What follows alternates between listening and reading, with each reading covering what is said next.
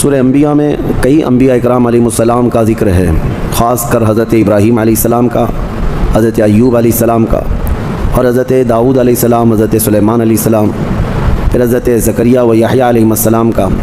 ان تمام نبیوں کا ذکر ہے، اور اللہ کریم نے جب جب انبیاء اکرام علیہ السلام کا ذکر فرمایا، ارشاد فرمایا کہ یہ نشانی ہے اور دوسروں کے لیے ان کے واقعات عبرت ہیں، درس ہیں۔ انبیاء اکرام علیہ السلام میں حضرت ابراہیم علیہ السلام ابو الانبیاء کہلاتے ہیں، یعنی اکثر نبیوں کے وہ باپ ہیں۔ حضرت ابراہیم علیہ السلام، ان کی نسل میں کئی ہزار انبیاء اکرام پیدا ہوئے، خود ہمارے آقا صلی اللہ علیہ وسلم بھی حضرت ابراہیم علیہ السلام کی نسل میں ہیں، تو ان کو ابو الانبیاء کہا جاتا ہے۔ ان کا تفصیلی واقعہ اس سورہ انبیاء میں موجود ہے کہ ان کے گاؤں کے لوگ بت پرست تھے، وہ بتوں کو اپنے ہاتھوں سے تراشتے تھے، پتھروں کو، اور اس کی پوجا کرتے تھے، اور ابراہیم علیہ السلام بچپن سے ہی لوگوں کو منع کرتے تھے، اور انہیں یوں فرماتے کہ تمہیں کیا ہو گیا کہ تم ان پتھروں کے پاس رہتے ہو، ما هذه التماثيل التي انتم لها عاکفون، یہاں تم اعتکاف کیے بیٹھے رہتے ہو پتھروں کے سامنے۔ تو لوگ ان کا انکار کرتے اور کہتے کیا تم نیا کچھ لے کر کے ہمارے پاس آ رہے ہو، یہ ہمارے باپ داداؤں سے یہ پرمپرا چلی ہے۔ حضرت ابراہیم علیہ السلام کو جھٹلاتے رہتے تھے۔ حضرت ابراہیم علیہ السلام نے ایک دن، یعنی بچپن سے ہی آپ کے ذہن میں بت پرستی نہ آئی اور نہ ہی کبھی ان کی طرف گئے، سختی سے آپ منع کرتے اور انکار کرتے رہے۔ ان کا چاچا حضرت ابراہیم علیہ السلام کا آزر، یہ خود بھی بت پرست تھا۔ اب ہوا یہ کہ ایک دن گاؤں والے گاؤں سے باہر تھے، پورے کسی میلے میں گئے تھے، ابراہیم علیہ السلام نے یہ بت خانے میں جا کر سارے بتوں کو توڑ دیا اپنے ہاتھ سے، اور ایک بڑے بت کے گلے میں کلہاڑی لٹکا دی، اور سب کو توڑ کر کے واپس آ گئے۔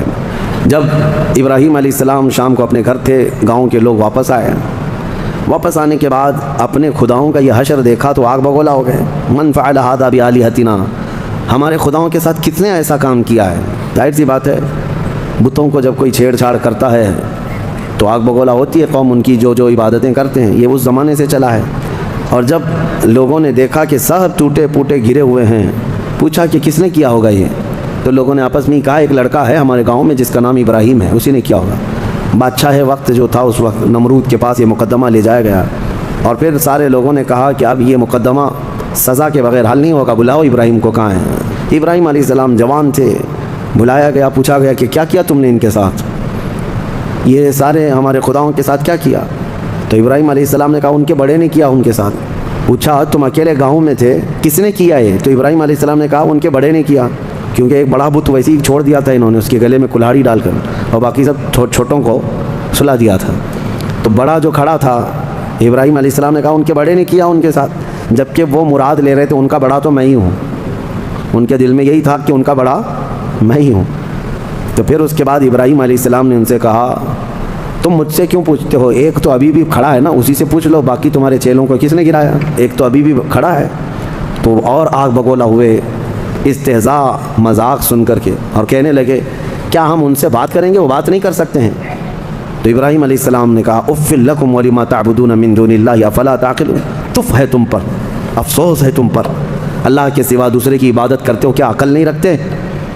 ایسی کی عبادت کرتے ہو جو نہ تمہیں نفع دے سکتا ہے نہ نقصان دے سکتا ہے۔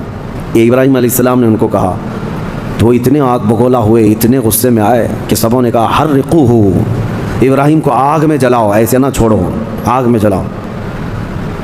وانصروا آلہتکم ان کنتم فاعلین، پھر اپنے اپنے خداؤں کی مدد کرو۔ سارے لوگ اعلان کرنے لگے دیکھو ہمارے خداؤں کے ساتھ اس نے ایسا کیا۔ حیرت کی بات ہے کہ خداؤں کو توڑ مارا ہے انہوں نے، اور ان کے بندے سزا دے رہے ہیں، اور خدا کچھ نہیں کر رہا ہے ان کا، جس کو مارا وہ کچھ نہیں کر رہا ہے، اور جو پوجا کرنے والے ہیں وہی سزا دینا چاہتے ہیں۔ میرے عزیزو، یہاں رک کر کے ایک بات عرض کرنا چاہتا ہوں۔ ابراہیم علیہ السلام کی آل میں، جیسے کہ اس سے قبل کی تفسیر میں بھی میں بتایا، تاریخ یاد کرو، ایک کرنٹ سچویشن میں آپ کو بتاؤں، دگلی پالیسی۔ ابراہیم علیہ السلام کے ایک بیٹے اسحاق علیہ السلام ہیں، ان سے پوری بنی اسرائیل ہے، جو آج یہودی بھی ہیں، یہ اپنے آپ کو بنی اسرائیل کہتے ہیں۔ اور دوسرا پورا عرب، میرے آقا صلی اللہ علیہ وسلم، اور پورا عرب، یہ بنی اسماعیل ہے۔ یہ کیا ہے؟ دو باتیں یاد رکھیں، کیونکہ ابھی ایک نیا شوشہ چھوڑا جا رہا ہے، ایک نئی بات آئی ہے، وہ میں آپ کے سامنے رکھ رہا ہوں، ایک بنی اسرائیل اور ایک بنی اسماعیل۔ ابھی جو ہے انہوں نے ایک نیا وہ شروع کیا ہے امریکہ میں، سعودیوں کو، اماراتیوں کو، بحرینیوں کو لبھانے کے لیے، کہ ہم لوگ جو ہے نا کزن ہیں، ہم لوگ جو ہیں کزنس ہیں، یعنی ابراہیم علیہ السلام کے بیٹے کی اولاد ایک اسحاق علیہ السلام کے، اور یہ اسماعیل علیہ السلام کے، اور دونوں ریلیجین کو یعنی اسلام کو اور جیوز جتنے ہیں اور عیسائی ہیں یہ سب آپس میں یہ کہہ رہے ہیں کہ بھائی بھائیوں کا دین ہے، سب کا دین ایک ہی ہے اوپر جا کر کے۔ تو یہ شوشہ چھوڑا، اور یہ میں آپ کو ایسی بات نہیں کر رہا ہوں، ابھی اس پر بڑے بڑے سیمینار اور کانفرنسیں ہو رہی ہیں۔ سعودی بھی اس بات پر اب متفق ہونے جا رہے ہیں کہ ہم سب دین ابراہیمی پر جمع ہو جاتے ہیں، جتنے ابراہیم علیہ السلام کے دین پر تھے سب جمع ہو جائیں گے ہم، اس میں یہودی بھی آ گئے، عیسائی بھی آ گئے، مسلمان بھی آ گئے۔ لیکن حقیقی بات یہ ہے کہ دین ابراہیمی پر اگر کوئی آج قائم ہے تو وہ صرف امت محمدیہ ہے، مصطفیٰ کریم صلی اللہ علیہ وسلم کی یہ امت مسلمان قائم ہے، کیونکہ ابراہیم علیہ السلام کے متعلق قرآن میں جگہ جگہ اللہ نے فرمایا کہ ان ابراہیم کان امۃ قانتا للہ حنیفا، وہ دین حنیف کہتے ہیں سیدھے دین پر قائم تھے، سیدھے راستے پر، شرک میں مبتلا نہیں تھے ابراہیم علیہ السلام۔ دو خداؤں کا ذکر، ابراہیم علیہ السلام کا جو دین تھا وہ یہی دین ہے جس پر آج ہم عمل پیرا ہیں۔ اب یہ جو کزنز کا مطلب آیا ہے یہ اس بات کے لیے بھی آیا ہے کہ بیت المقدس کے لیے کیوں لڑ رہے ہو؟ یہودیوں کے ہاتھ میں ہے نا، عربوں کو چپ بٹھانے کے لیے کہ تمہارے ہاتھ میں مکہ ہے، مدینہ ہے، تمہارے کزنز کے ہاتھ میں بیت المقدس ہے۔ تو چچا بھتیجے یعنی چچیرے بھائیوں کے درمیان اگر کوئی چیز رہ جائے تو کیا فرق پڑتا ہے؟ انہوں نے اس طرح سے اس کو ڈائیورٹ کر دیا ہے، چچیرے بھائیوں کی لڑائیاں ہیں۔ خیر یہ ایک مسئلہ اپنی جگہ پر۔ اب میں آتا ہوں ہمارے یہاں کے اندھ بھکتوں کے لیے جو یہودیوں کی چاٹتے ہیں اور ان کو اپنا آقا و ماوا تسلیم کرتے ہیں، اسرائیل کے گلے سے گلے لگتے ہیں، ہمارے صاحب بھی جا کر کے گلے لگتے ہیں۔ آپ کو پتہ ہے اسرائیل کے پرائم منسٹر سے بڑی گہری دوستی ہے، لیکن ان کو پتہ نہیں اسرائیل کے سارے لوگ بتوں کو توڑتے ہیں، بتوں کی پوجا نہیں کرتے، وہ یہودی ہے نا۔ تو یہ ان سے پوچھیں کہ تمہارے باپ داداؤں میں سے یا خاص طور پر ابراہیم علیہ السلام نے تو بتوں کو توڑ مارا تھا، تو یہ وہاں پر نہیں سوال کریں گے کیونکہ یہودی ہیں، پاور ان کے پاس ہے، تو گلے لگ جاؤ، جہاں جہاں پاور دکھے گا وہاں پر گلے لگ جاؤ، اور جہاں غریب ہیں وہاں گائے کا پیشاب یاد آئے گا، وہی پورے جنگ کا ذریعہ بن جاتا ہے۔ ہاں بیسک وجہ یہاں پر بن جاتی ہے۔ بہرحال یہ دغلی پالیسی ہے۔ ان لوگوں سے تمہاری دوستی کیسے ہو سکتی ہے؟ میں ان لوگوں سے کہتا ہوں، آئیڈل ورشپرز جتنے بھی ہیں ان کی دوستی ان سے کیسے ہو جاتی ہے جو یہودی ہیں یا عیسائی ہیں؟ وہ بالکل بتوں کی پوجا نہیں کرتے اور وہ بتوں کو توڑتے ہیں، اور ان کی کتابوں میں موجود ہے، یہودیوں کی کتابوں میں بھی، کہ بتوں کو جہاں پاؤ وہ توڑ دیا گیا ہے۔ حضرت ابراہیم علیہ السلام کا یہ واقعہ موجود ہے، تو پھر ان کی دوستی کیسے ہے؟ مجھے حیرت ہوتی ہے، کسی نے ابھی پھر سے وہ پاکھنڈی گستاخ رسول کی بک سن کر کے مجھ سے کہا کہ وہ پھر کہہ رہا ہے کہ ان کو فتح کرنا ہے، ساری دنیا میں ان کا دھرم قائم کرنا ہے، صرف اور صرف جو ہے بابری مسجد پر کافی نہیں ہے، وہ کہہ رہا ہے مکیشور بھی حاصل کرنا ہے۔ مکیشور، مکہ مکرمہ اور خانہ کعبہ کو کہہ رہے ہیں کہ وہ ایک بہت بڑے دیوتا کا مندر تھا، وہاں پر پتہ نہیں تھا، اور گنگا جل جو ہے وہ وہاں پر بھی زمزم کے روپ میں بہہ رہی ہے۔ کہاں سے کہاں توڑ مروڑ کر کے کس کی گردن کس کو بٹھاتے ہو؟ عادت سی ہے کبھی ہاتھی کو توڑ کر کسی پہ بٹھا دو، عادت سی ہے۔ ارے کہاں زمزم اور کہاں تم کی اصاف اور نائلہ دو بت تھے مکہ میں۔ یہ صفا اور مروہ جو پہاڑیاں ہیں نا، اس پہ کیا تھا؟ صفا پہ ایک بت تھا، مروہ پہ ایک بت تھا، اصاف اور نائلہ۔ یہ دو کون تھے پتہ ہے؟ تاریخ میں یہ بتایا گیا یہ دونوں دو عاشق تھے قبیلہ بنو جرہم کے، اور ایسے کہ یہ چھپ چھپ کر کے اپنے خاندانوں سے گناہ بھی کرتے تھے، زنا بھی کرتے تھے، اور ان کے خاندان والوں نے جب دونوں پر پابندی لگا دی تو ایک بار یہ حج کے قافلے میں آئے اور خانہ کعبہ کے پاس بھی انہوں نے بدکاری کی کوشش کی۔ ابھی کوشش کر رہے تھے تب اللہ تبارک و تعالیٰ نے ان پر عذاب نازل فرمایا اور ان کے پورے جسم پتھر کے بن گئے تھے۔ تو برسوں تک ان کے اسی جسم کو لوگ کھڑا کرتے تھے اور ان پر جوتیاں مارتے تھے۔ پھر دھیرے دھیرے شیطان لوگوں کے دلوں میں یہ بات ڈالنے لگ گیا کہ یہاں جو بھی صفا مروہ پر صحیح کرتا ہے ان کو چھو کر کے جانا ہے۔ کچھ لوگ چھونے لگے، بعد میں پھر پوجنے لگ گئے، پھر نبی پاک صلی اللہ تعالیٰ علیہ وسلم نے ان کو بھی توڑ کر پھینک دیا۔ یہ تاریخ تھی۔ جو خانہ کعبہ کی طرف برائی کا ارادہ کیا وہ دھسا دیا جائے گا قیامت تک بھی۔ جسے اگر یہاں بیٹھ کر کے بہت شوق ہے تو نکلو اپنے گوفے میں اور جاؤ، اور پھر دیکھو اللہ تبارک و تعالیٰ کے عذاب کس طرح سے تم پر برستے ہیں۔ اللہ کریم اپنے خانہ کعبہ کی ہر زمانے میں حفاظت فرمائے گا۔ میں بات عرض کر رہا تھا، ابراہیم علیہ السلام نے بتوں کو توڑ دیا تھا، اب ان کے لیے ایک آگ جلائی گئی، بہت بڑی آگ جلائی گئی جس کے شعلے آسمان سے باتیں کرتے تھے۔ ابراہیم علیہ السلام کو منجنیق میں رکھ کر کے اس آگ میں ڈال دیا گیا، اور اللہ کا حکم آیا جو آج ہم نے تلاوت کیا، قلنا یا نار کونی بردا وسلاما علی ابراہیم۔ ہم نے کہا اے آگ ابراہیم پر ٹھنڈی ہو جا۔ اللہ کا یہ حکم تھا۔ روایت میں اس وقت دنیا میں جہاں جہاں آگ جل رہی تھی سب ٹھنڈی ہو گئی، حکم تھا ایک آگ کو، لیکن دنیا میں جہاں آگ بھی جلی تھی سب ٹھنڈی ہو گئی۔ ابراہیم علیہ السلام اس آگ میں کئی دن تک رہے، گھنٹہ 2 گھنٹہ نہیں، کئی دن تک رہے۔ جب آگ ٹھنڈی ہو گئی، ابراہیم علیہ السلام اس راکھ سے اپنے کپڑے جھاڑتے ہوئے وہاں تشریف لائے، کچھ بھی نہیں ہوا تھا، کیونکہ اللہ تبارک و تعالیٰ جس کی حفاظت فرمائے۔ ابراہیم علیہ السلام کو آگ نہ جلائی، پھر لوگوں نے جب یہ دیکھا معجزہ تو آپ پر ایمان لے آئے۔ پھر حضرت ابراہیم علیہ السلام وہ عراق کا شہر بابل ترک کر دیا، وہاں سے نکل کر کے پھر آپ مصر تشریف لائے، فلسطین کی سرزمین جو اس وقت مصر کا حصہ ہوا کرتی تھی، وہاں پھر آپ رہنے لگے۔ اور پھر حضرت اسماعیل علیہ السلام، اسحاق علیہ السلام کی پیدائش کا جو معاملہ آگے بڑھا، وہ پھر اس اپنے وطن کو ترک کرنے کے بعد ابراہیم علیہ السلام کا جو اصلی شہر ہے وہ بابل ہے، جس کو بیبیلون کہا جاتا ہے۔ عراق میں آج بھی وہ شہر ہے، دنیا کی سب سے پرانی سٹی، اولڈسٹ سٹی جس کو کہتے ہیں بیبیلون، بابل ہے وہ ابراہیم علیہ السلام کی پیدائش کا مقام ہے۔ تو بہرحال ابراہیم علیہ الصلاۃ والتسلیم کے ساتھ یہ چیزیں پیش آئی۔ اس کے بعد پھر ان کی زندگی کا اور بھی طویل واقعہ 23ویں پارے میں انشاءاللہ عرض کروں گا۔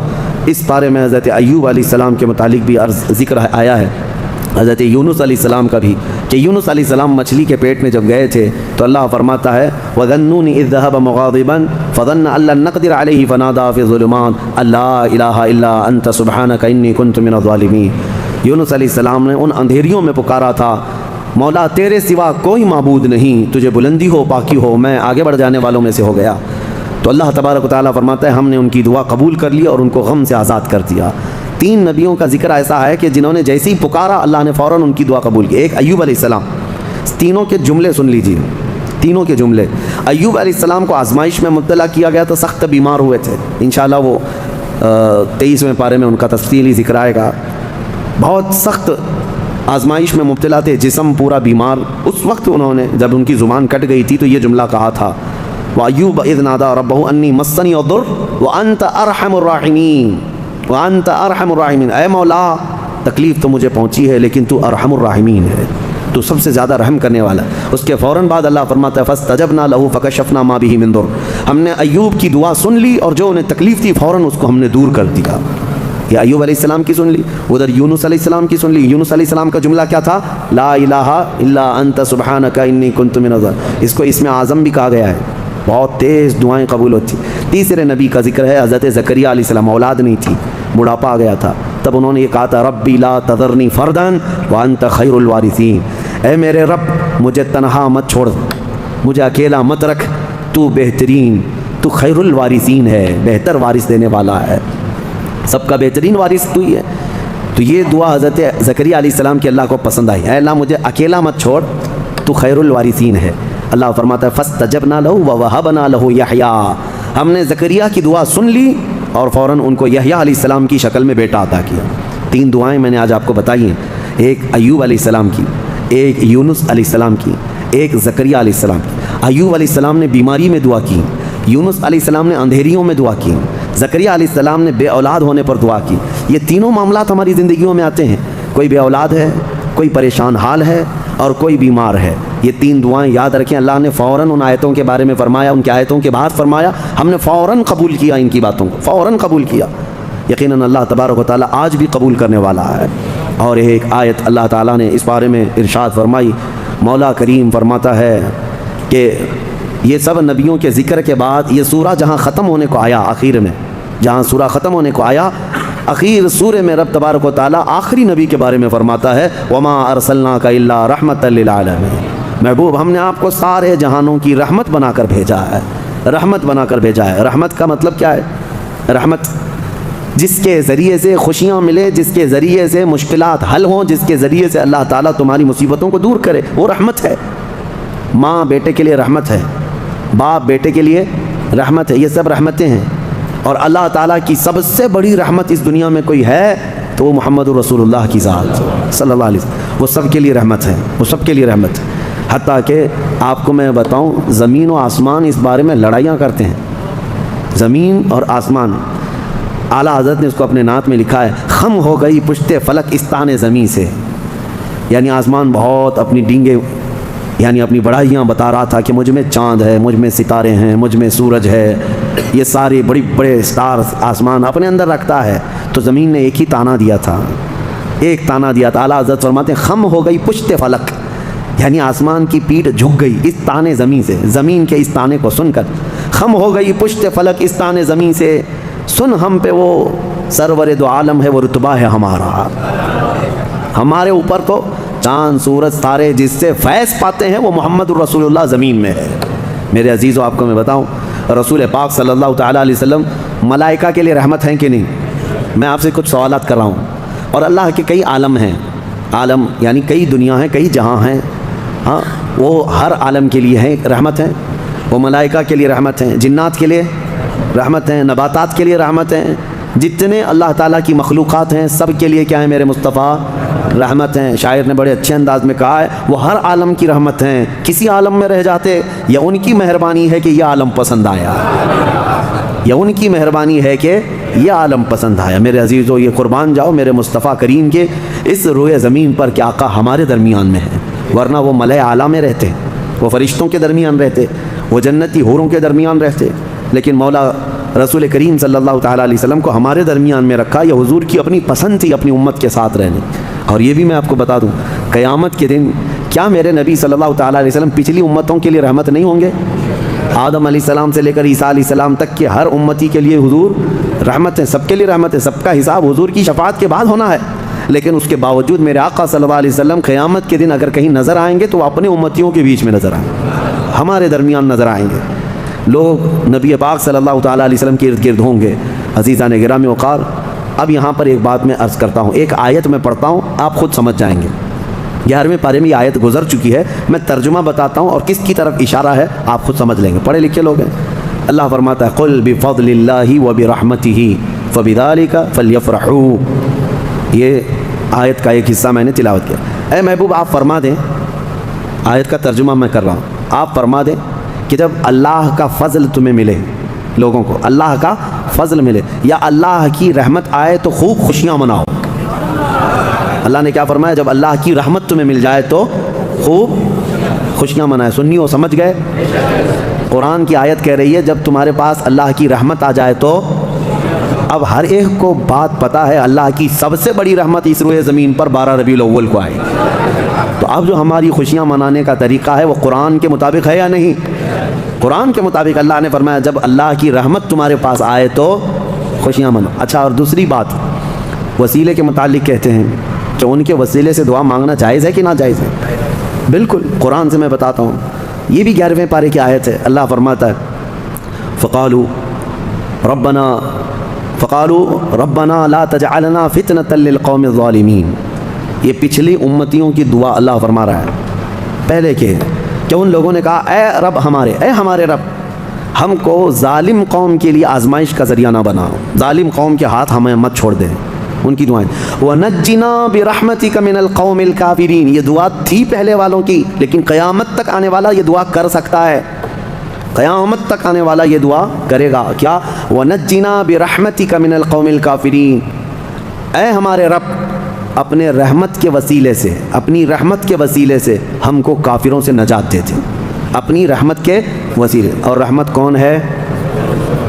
قرآن میں لفظ آیا ہے وَنَجِّنَا بِرَحْمَتِكَ، تیری رحمت کے صدقے، تیری رحمت کے وسیلے سے ہمیں کافروں سے نجات دے دے۔ قرآن میں خود اللہ نے سکھایا اور خود فرماتا ہے وَمَا أَرْسَلْنَاكَ إِلَّا رحمۃ للعالمین۔ محبوب آپ تو پوری دنیا بلکہ سارے جہانوں کے لیے رحمت ہے، تو رحمت کا وسیلہ لے کر دعا کرنا قرآن کا حکم ہے۔